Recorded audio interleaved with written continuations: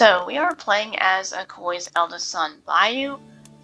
You can see that he is a leper here, and if I open up my full screen barbershop, he has such a sad expression there. Truly, I do not envy him. He is not having very much fun. So I think what I would like to do for him is to get him a mask, since anyone who has seen the movie Kingdom of Heaven knows that leper kings need a really cool mask. And actually, I believe this background here that we're seeing right now is a actual set from the movie. Someone pointed that out on Reddit, I believe so. That's pretty cool. So let's get Biyu a mask here. I am using, as I said, full screen barbershop and some other cosmetic mods as well. I know one of them is ethnicities and portraits expanded, I believe it's called. And there's another one as well, which I cannot remember the name of, but I do have a video where I list out all my mods, so I'll link that one as well. But some of them give some more cosmetic options here. So in terms of masks, I'm going to go under accessories, and we can see there's a bunch of stuff here, but here's our masks. I quite like this one. It puts a smile on Bayu's face there, no matter how he might be feeling underneath. We also could do, what's this one? Yeah, this one has like a head wrap there, which I don't really like. We can also do a bronze one there, which makes him look like those creepy Jenny guys from our first episode there. And that one has a wrap as well. And there's the hoodless one. There's some other ones here that I don't love. They kind of remind me of Crusader Kings 2 masks. And also, like, this one makes me think of Hannibal Lecter there. So, not my favorite. Definitely on the creepy side. So I believe I'm gonna go with this one, just because I think it looks the best. So now that we've got Biyu his mask here and he's looking a little bit better, let's talk a little bit about him as a ruler here. So Biyu was educated to be a scholar. That was sort of decided upon by his grandfather, Sakura. Sakura was really concerned about being bordered by other faiths and other people, particularly that were better organized than we are. We are, of course, an unreformed faith. So Sakura, as a warrior, was more concerned with actual conquest. He actually expanded our direct territory, as did his son. But his plan for Biyu was always that, someone's got to centralize the realm from within, and we can't just keep expanding forever. We need to, make some laws, start codifying things, and bring our people together internally. So, absolutely, he was educated here as a scholar for that purpose. He was educated by his uncle, Demba here, who holds the holy site in Manding, who was also a great scholar, and they are now friends, I believe. Yes, they are friends. So that's sort of the plan for Biyu from a young age, and he definitely took it to heart. He's zealous. He became a great scholar. But he's also humble. He knows that he is fulfilling a role placed upon him by his grandfather, and this has been several generations in the making, and his efforts are going to secure the future of our people. So this is definitely not all about him.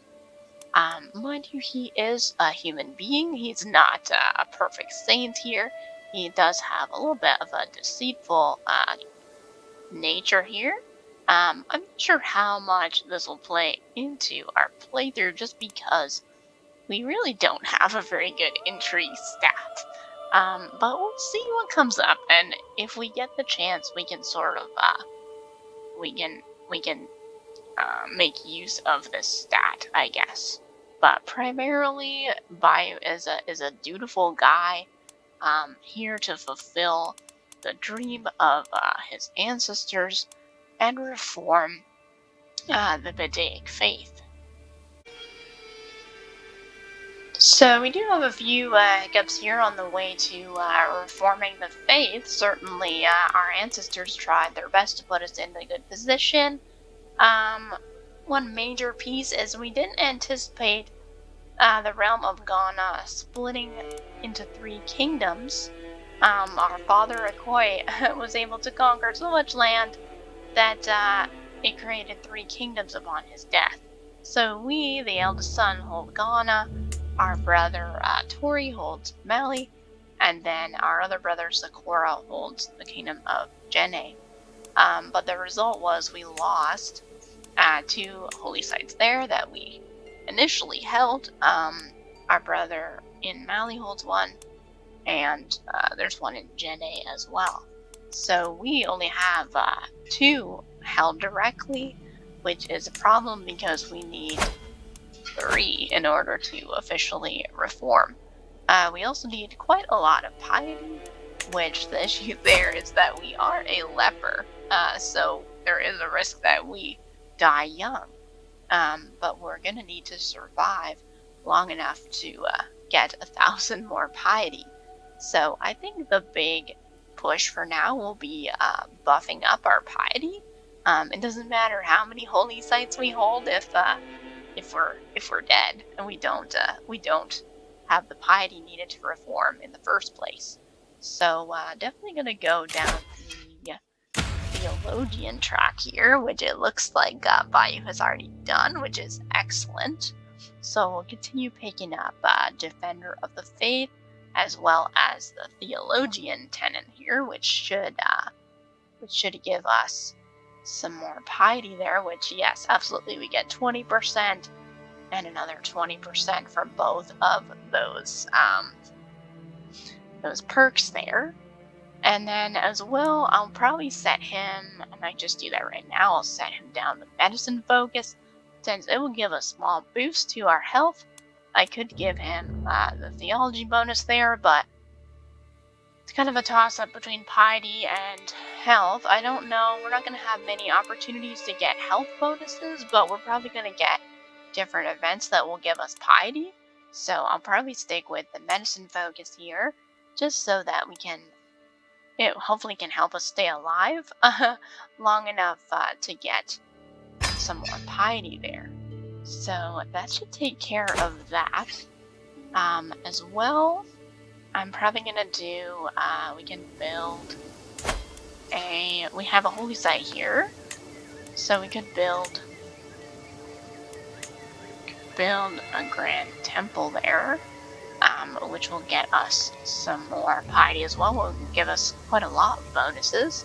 We have a lot of money, so I might just do this as well.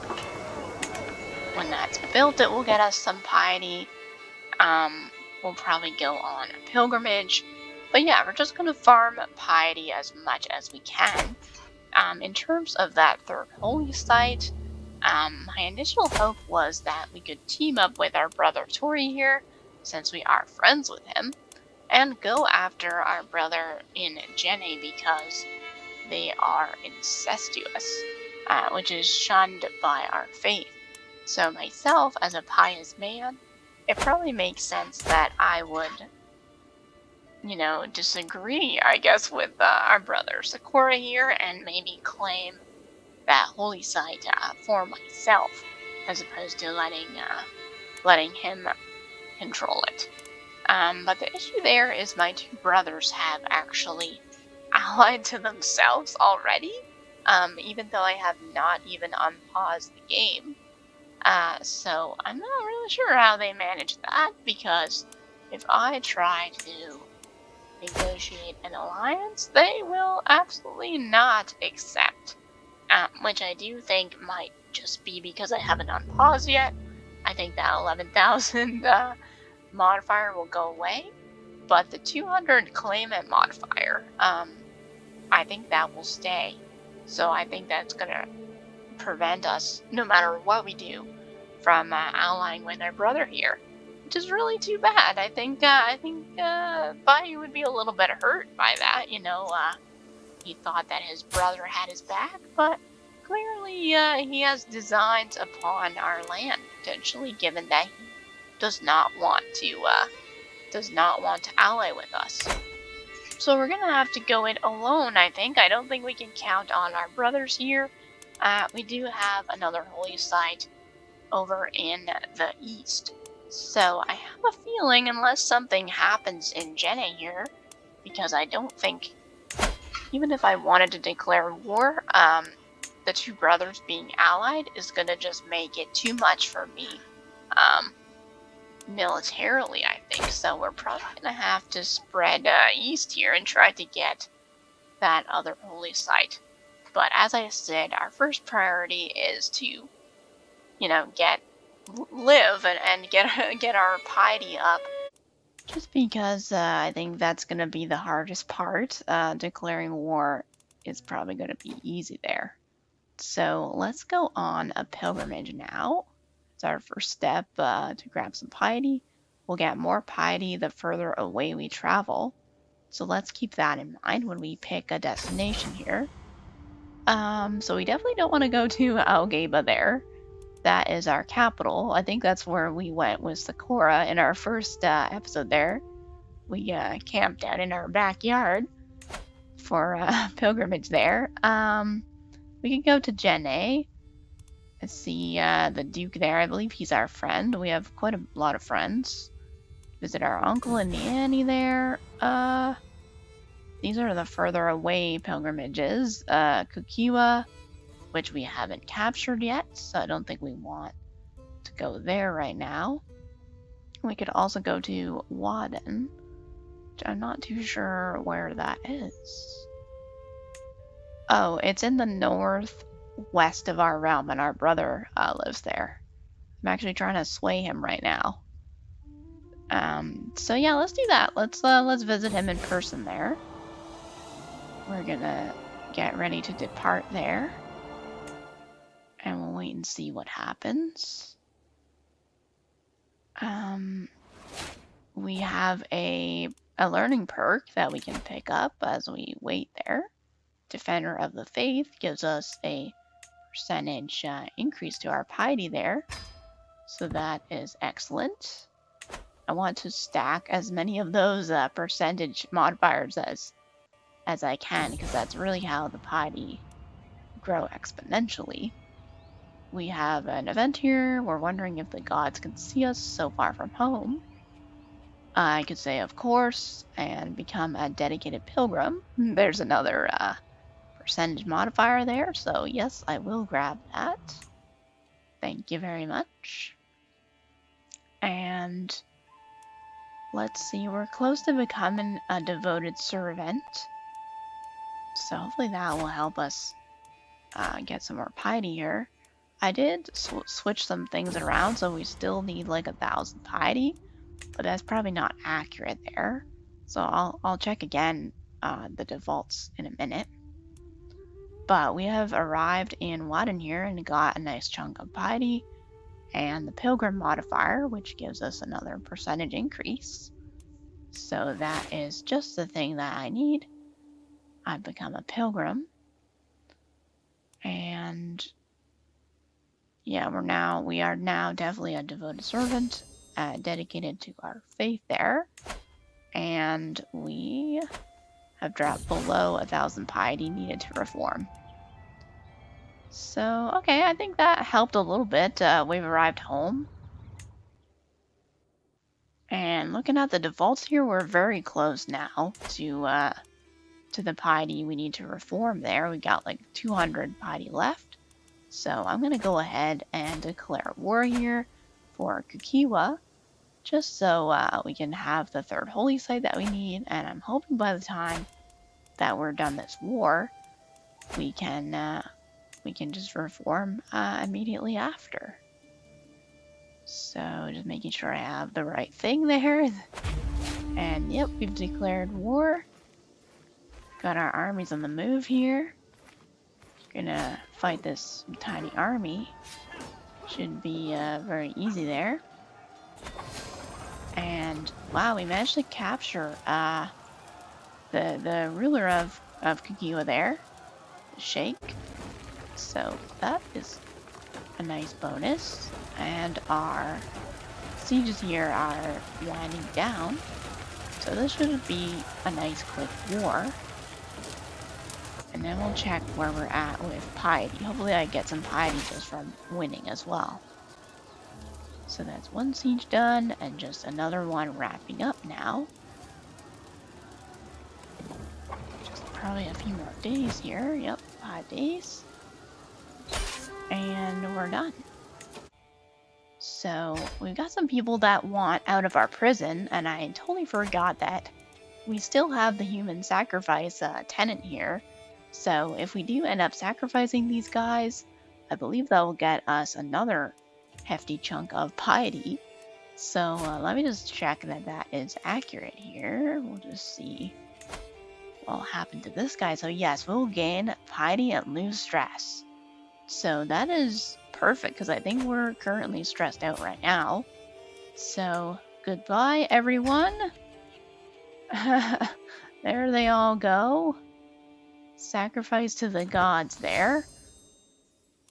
So we have actually made it further along than I thought we would. It is 11:53 now.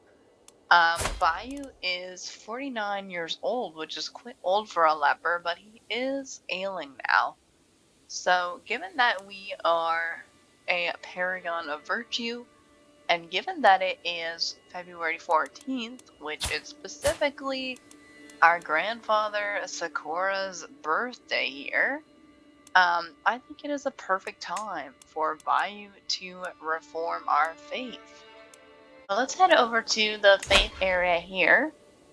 So this is our unreformed faith. This is all the defaults there.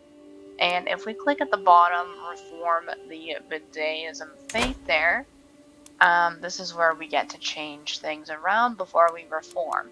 I've actually already set that up just to make sure that I had enough piety mainly, which luckily we do have a small buffer there. And yeah, we're lucky that we were able to live long enough to get here. But let's get into what I changed. I think we'll skip the tenants for now and come back to them, because some of the doctrines that I changed kind of lead into this. And the ones that are grayed out here are the same as the default. It's just the highlighted ones that I have changed. So the main one that I changed here is the religious attitude, which if we click here, it used to be a pluralist, which kind of means the religion is pretty open-minded. We have better opinion with other faiths, people of other faiths, particularly our vassals and counties and things. But it's slower to convert someone. So I didn't think that fit very well with us, specifically with Biyu here. He is a zealot. It says that religious conviction burns bright at his center. And yeah, he doesn't have a very good opinion of other faiths or people of other faiths, so I don't really think that made sense for him to reform an open-minded faith there. So I changed this option, I changed our attitude all the way up to fundamentalist, which is more antagonistic, I guess. So we have much higher opinion penalties of people of other faiths. They're much more likely to go to war against us, but we are able to convert faster, and we can revoke land from people that we consider to be infidels. So I think that fits better for Biyu, and also sort of the story so far. Certainly, Sakura and Akoi, I wouldn't call them open-minded people. They were warriors. They expanded the realm at the expense of our neighbors there. So I think that kind of fits a little bit better with our character and our story. But when I did that, we initially had a tenant that I believe was adaptive. Yeah, this one, adaptive here. But we kind of couldn't have that tenant anymore once we went to fundamentalist.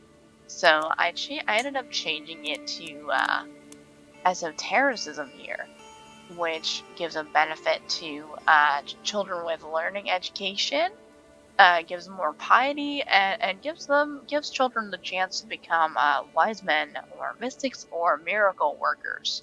So I thought that fit really well with Biyu, because he is such a great scholar here, and it kind of gives a mysticism element as well, which ties back into, ancestor worship, um, kind of the original version of our faith there. So those things kind of go together. Changing that doctrine, I ended up having to change that tenet. Um, as well, under the main doctrines, I did give us a head of faith, a spiritual head of faith. Initially, we had nobody. We had a decentralized faith, I guess, which doesn't really give us any benefit other than limiting our fervor from, I guess, setting a lower limit on our fervor there. So I changed that to spiritual. If you read the text there, it kind of says that the spiritual world needs its own leader to guide and protect the faith from physical desires. So I think that would kind of go well with Bio here. He is a zealot, he is a scholar. Maybe he feels a bit of guilt or a sense of like, um, he's done something wrong, maybe, by becoming a leper. So perhaps he is all about, people don't know what is good for them. We have to put our faith in the hands of someone who knows best. So we need a spiritual leader there. And that kind of ties in as well with our warmonger tenet here, which I did change from human sacrifice. I did benefit from the human sacrifice mechanic this time as Biyu because I got some extra piety from sacrificing some prisoners. But our first two characters, Sakura and Akoi, weren't really able to benefit from human sacrifice, which sounds like such a funny thing to say. It's not real life, it's just a game mechanic, but yeah, they weren't able to benefit because they were trusting, so it gave them stress to do an execution.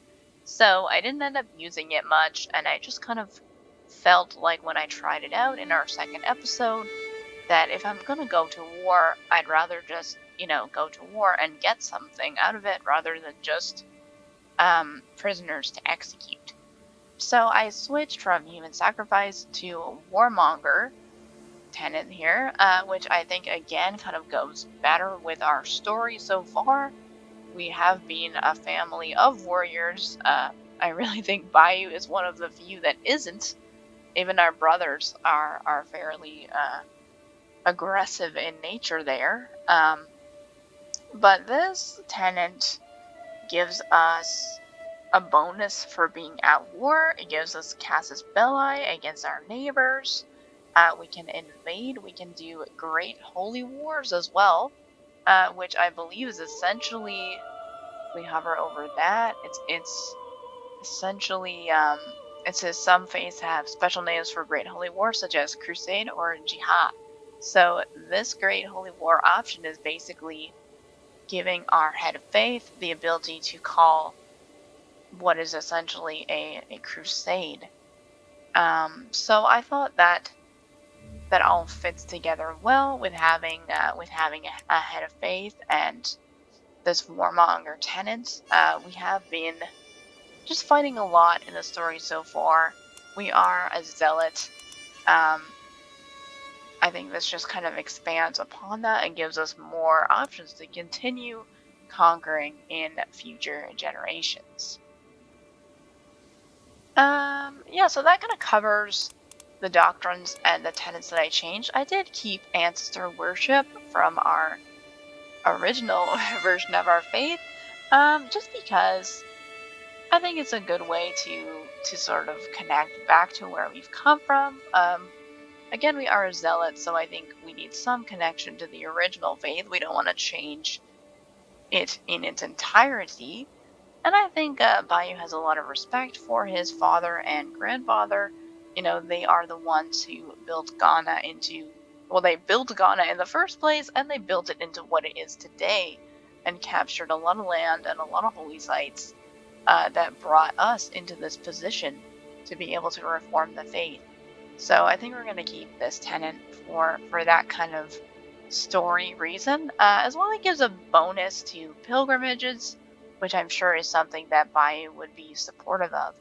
So that's where we ended up with our tenants there. If we keep scrolling further down in doctrines, I didn't really change anything related to marriage or crime. I don't really see a reason to change it, and nothing really has come up in the story to give me a reason to change it, I think. So I left those as they are. Down here I changed a few things as well, clergy doctrines. So this one I feel like is controversial. I changed it just because I thought it went well with roleplay. I kind of feel like I might regret it. But this is the option of clerical appointment, so who decides who your realm priest is going to be. Initially it was temporal, which means the ruler, the landed ruler, gets to decide, and revocable, which means if I don't like the priest, I can just change them. And I changed it to a spiritual revocable. Again, I think it kind of ties back to we set ourselves up with a head of faith here, because Biyu believes that we need a spiritual leader to guide us. So in this sense, he's kind of saying like, so the leaders themselves, we don't know if they are faithful or pious enough to choose a good priest. So we'll let our spiritual leader decide that.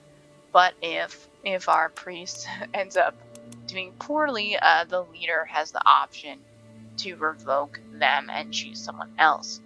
And that's kind of what the text is as well. I'm not sure if we'll end up getting sort of locked in or something if we choose that option. I think it's good for a roleplay, so I'm gonna go with it for now, but I might regret it if I end up having to fight with the head of faith to decide on a priest. But I guess that will create a good story there. So we did that. Just cancel that there. And the only other thing I changed was clerical function. Initially it was set to control, which just gave us some control growth.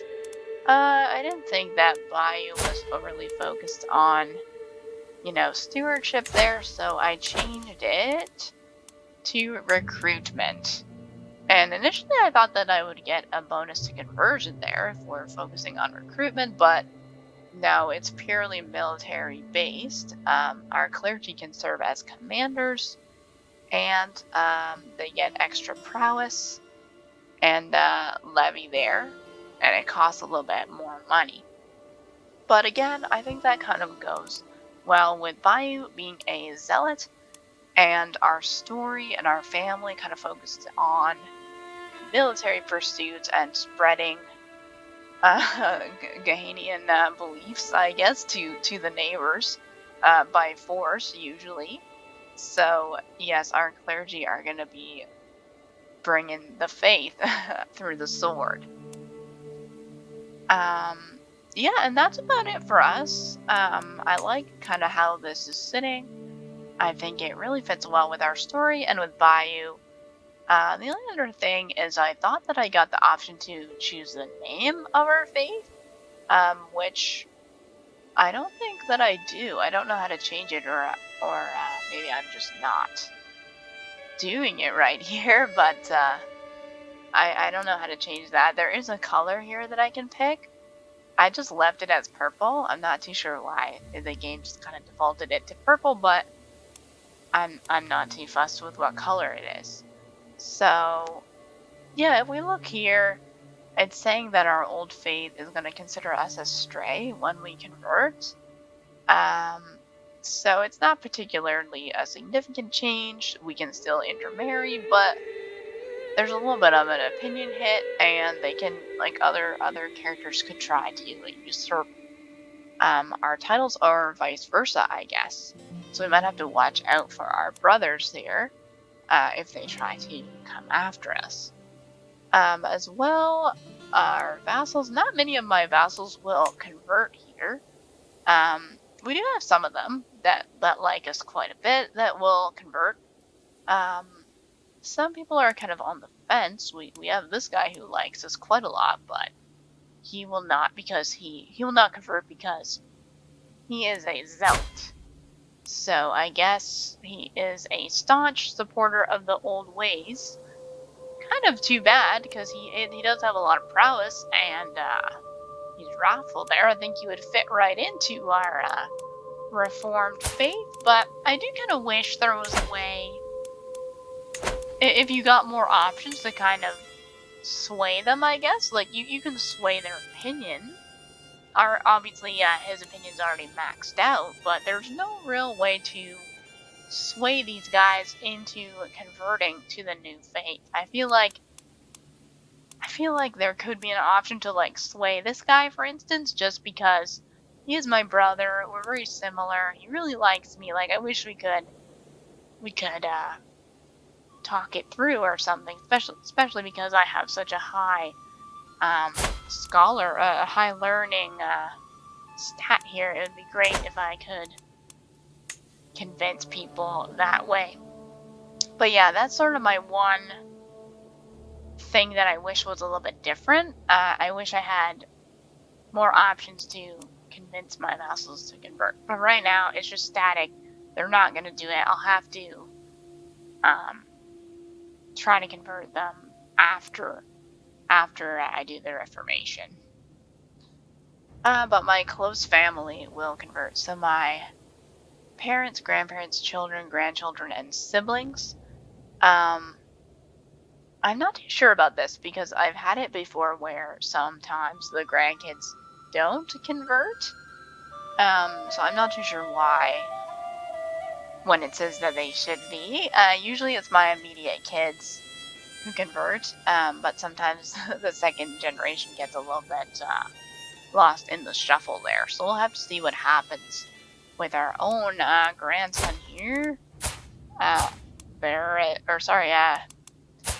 is my son. This guy is Birama. He seems like a nice kid, so hopefully we can convince him of the new faith there. And then it's also saying that reforming, so we were unreformed, we were pagan. So reforming Buddhism will make it organized, and we can do just basic holy wars, even if we didn't have this tenant, the warmonger tenant. This allows us to do great holy wars like a crusade. But even if we didn't have that tenant, we could just do a regular holy war, which is sort of done by the ruler and not by the head of faith. And our court chaplains will be better at conversion. So that's nice. As well, we've got a head of faith, so it's going to get given to a random character there.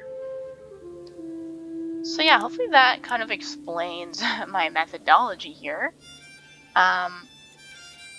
Thinking about doing another video just going over these things in general. I sort of took more of a roleplay approach here, but I can definitely sort of do a general overview of like tenets and doctrines and stuff like that. Yeah, let me know in the comments if that's something that you would like to see. But for now, I think let's go ahead on this special day, Sakura's birthday, and reform our faith. It's gonna cost us some piety there. Let's do it. So there we go. Yeah, it's been changed. I think once I unpause, we got a pop-up, but we got some music going there.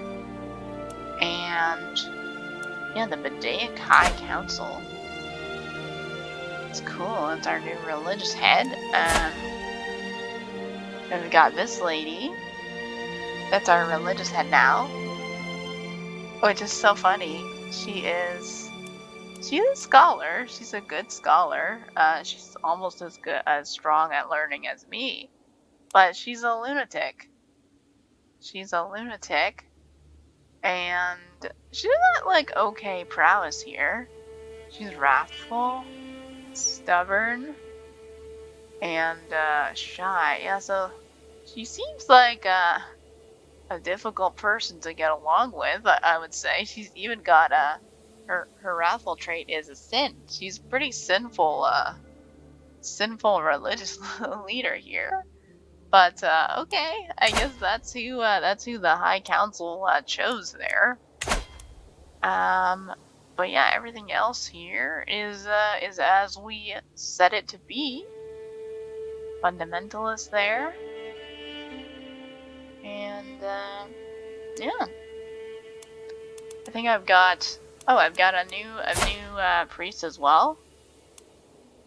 Yeah, so this is what I was a little bit afraid of. He's not really very good. He's not a good priest. I mean, he's got okay learning, but again, he's got a sin here.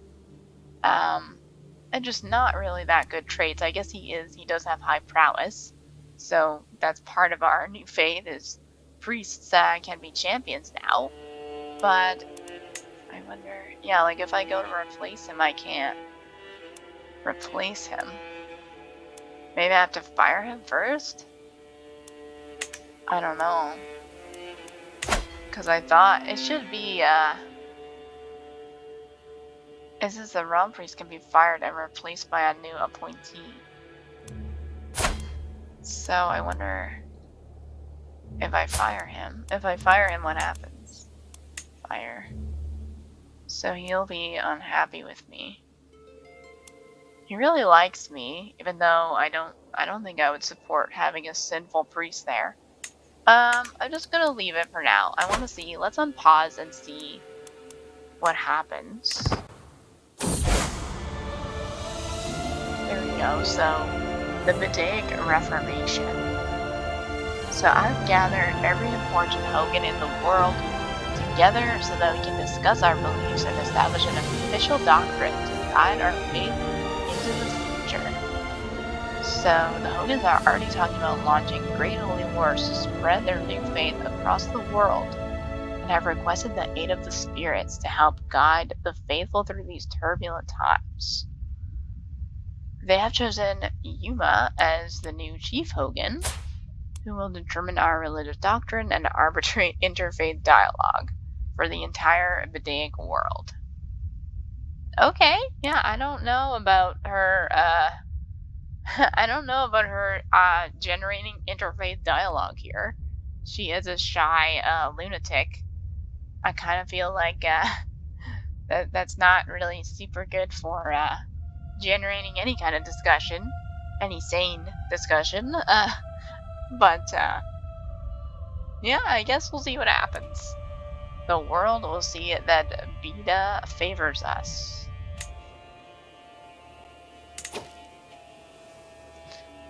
Cool, so let's see my relatives here. So my son has converted, which is great, as has his wife. She is brilliant, which is good for them. But yeah, see, my grandson has not converted, which doesn't really make sense because it said that my grandkids would. Yeah, he is being tutored by this guy. Okay, so this vassal converted, and his daughter converted, who's going to marry my grandson here. So maybe I wonder if I can tell the guardian to convert them. Wait, maybe I have to get rid of the guardian first. Let's do that. Move guardian. Okay, and now let's put him back. Wrong thing. Offer reward. Yep. And yes, I want to convert. Oh yeah, he's the wrong culture and religion. Oh my goodness. We're in for turbulent times. So this kid inherits. Yes, let's convert both of those things, culture and faith.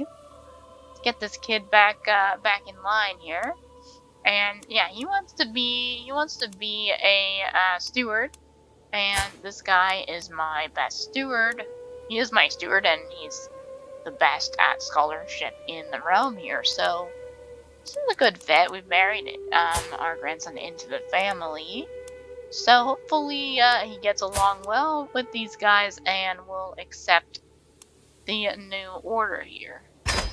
So Biyu is getting his affairs in order here. You can see the skull at the top of the screen means he's expected to die within the year. One of his last acts here is to form a holy order, the Watchers here, which will defend the faithful after he is gone.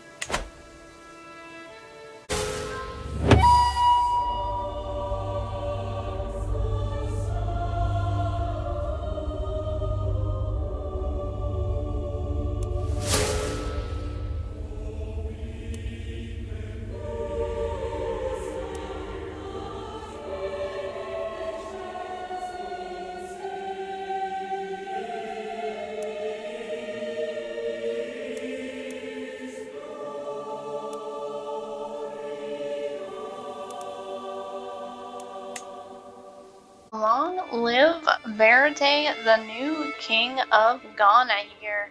So I think Bayu passed in peace there. I think he was glad to fulfill the hopes of his ancestors here and reform the faith. But maybe it didn't quite turn out as grand as he had hoped. Certainly didn't really have much buy-in there. Not much buy-in for Bayou there of our new faith. Really just limited to our direct holdings. Our vassals largely ignored the Reformation there, as did our brothers in Mali and Jenne, and certainly not as close with them as we may have hoped that we could have been. So yes, technically a success. Bayou's goals were met, but maybe not without some regrets there. Now one of the big reasons why I opted not to reform the faith and sort of place the spiritual power in the ruler's hands, despite Bayou's skills here, was largely the lack of skills of his son, Barate. Luckily, he did have a son before he became a leper, but I'm not really sure if he panned out as we might have hoped. Certainly, he was given an excellent education here. He became a great eminence, but his stats really don't reflect that. He's only just okay at diplomacy. Um, and yeah, really not the skill set probably of a good ruler, I would think. So definitely, Bayu may have been correct there to place his faith, to place the future of the faith with the Bidaic High Council rather than his own son there. Perhaps we'll see what kind of drama that will entail. So if you enjoyed this episode, the Chronicle of Bayou here, please like and subscribe so you'll be notified to follow along with Verity's Chronicle as well. But we will see you next episode.